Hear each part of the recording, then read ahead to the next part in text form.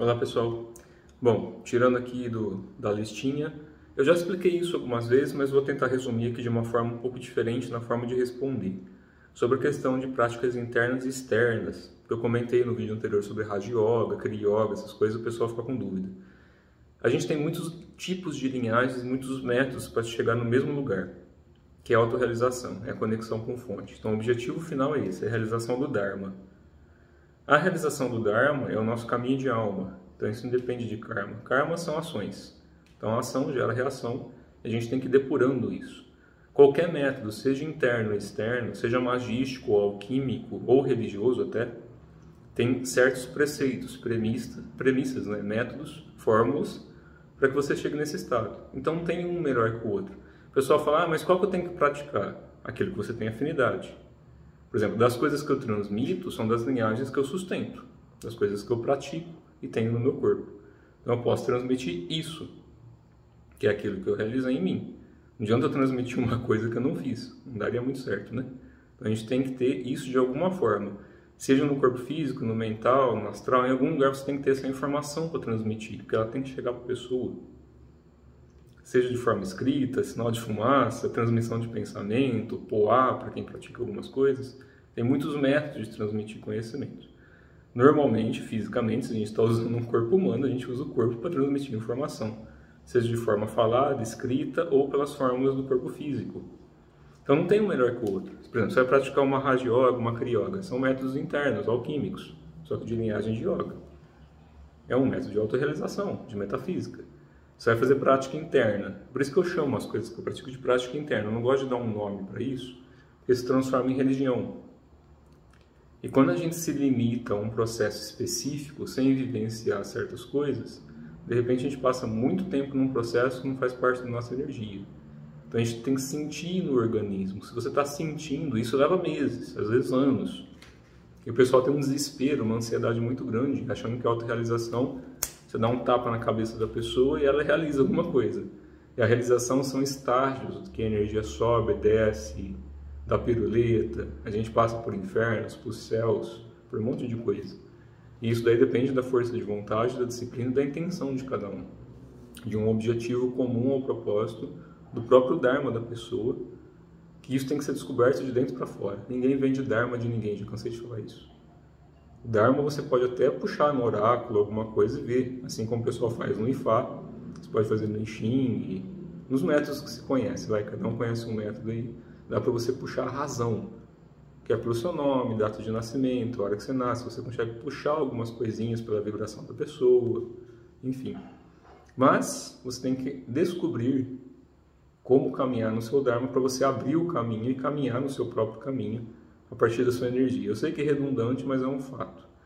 Então você pode ter método interno e externo andando de mão junta, que esse é o propósito final, né? A gente juntar a magia interna com a magia externa. Magia é realização, é ascensão.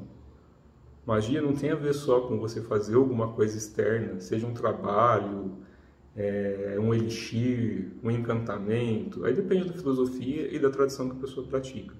Cada uma tem um método de realização externa. Nas que eu pratico, que eu aprendi, que já faz mais tempo que eu pratico até hoje, são internos. A maior parte que eu tive identificação até hoje foram métodos internos. Então eu demorei um tempo para começar a praticar os externos. Mas também já faz alguns anos que eu pratico e ambos acabam de alguma forma confluindo. O que eu acho bem divertido e interessante, é um fato, eu tenho muitos amigos de muitas tradições. E a gente troca muita figurinha e um vai ensinando o outro, que isso que eu acho legal, né? Tem alguns instrutores, facilitadores, professores que se tornam arrogantes. Então eles são donos de uma tradição ou donos de algo que se transforma num método religioso em que isso é colocado como se fosse melhor que o resto. E é onde começam os desafios, competições de que eu sou disso, eu sou daquilo. Tem muito eu na jogada. Tem algumas filosofias que buscam o vazio, ou seja, você quer dissolver tudo, você quer tirar todos os rótulos. Que essas eu gosto mais, tenho mais identificação. Então você busca o caminho do vazio. O vazio, a tradução para português, que eu já falei dezenas e centenas de vezes, é harmonia. Então a gente busca um caminho de harmonia. Esse caminho, o pessoal no taoísmo chama de Tao. Eu já falei, né? Taoísmo não é uma religião, se transformou uma religião. Tao é uma palavra que significa caminho. E a gente tem o taoísmo, de algumas vertentes que são religiosas e de algumas que são alquímicas. Assim como tem budismo alquímico e budismo religioso. Assim como tem umbanda esotérica, umbanda de raiz, umbanda mesclada, e assim sucessivamente. As tradições vão criando ramificações, cada uma buscando o seu discipulado, o seu entendimento e a sua forma de transmitir. E como é que a gente pode falar o que é melhor ou pior para um, se para a pessoa está dando certo?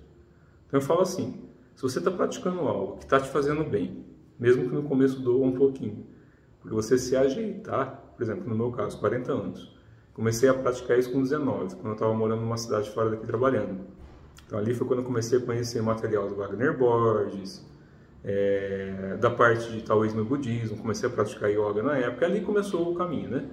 Comecei a ler muito livro, tive muitas experiências. Na infância também, algumas coisas mais pesadas assim, né?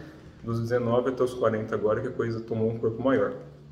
Então a gente vai aprendendo uma série de coisas, tanto boas como ruins. Agora, falar o que é maior, o que é menor, o que é melhor, o que é pior, o que é mais sutil, o que é mais denso, isso é equivocado.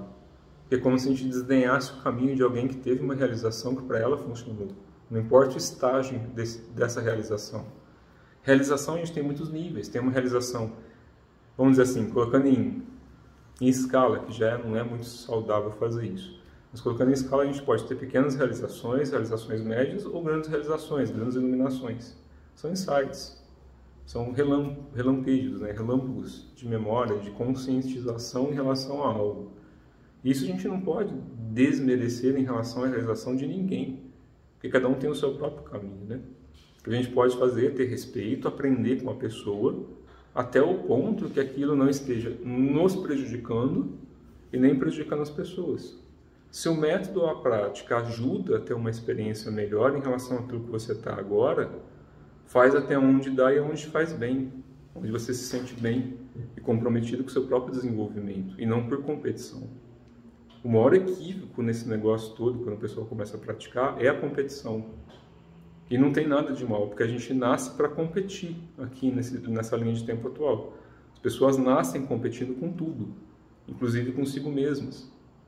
E é como eu comentei no vídeo anterior, as pessoas não querem mais se tornar um Buda, se tornar um Lao Tse. Elas têm até o medo de falar que sabem alguma coisa um pouco a mais. Ou para não serem julgadas, que é o que mais acontece, ou para não se tornarem corruptíveis, que tem muita gente que tem medo de se corromper no caminho, pelo que sabe, pelo que ensina, ou por vaidade, ou por ego. Então cada um tem o seu medo.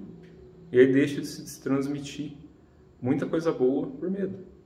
O que é normal e natural. Então ninguém precisa se cobrar nesse aspecto. Agora a gente também não pode deixar de cumprir o nosso caminho e andar, porque a gente tem muitos métodos para isso, muitas fórmulas. É só achar a sua identificação e aquilo que te faz bem.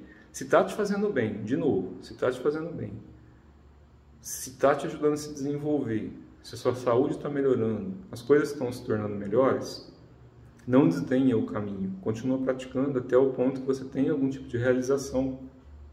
E aí, se quem te ensinou, se quem facilitou, for uma pessoa realmente que está caminhando, que gosta do caminho, não tem cobrança. Não tem tipo assim, nossa, olha lá, a pessoa fez mais do que eu. Pelo contrário.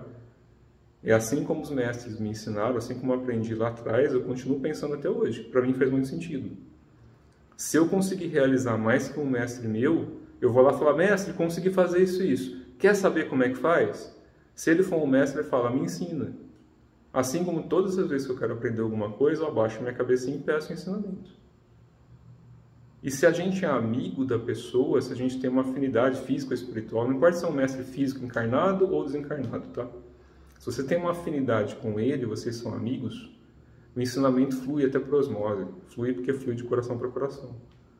E aí não tem o ego na jogada. É um ensinando o outro e andando de mão dada. Um do ladinho do outro, passando aquilo que sabe.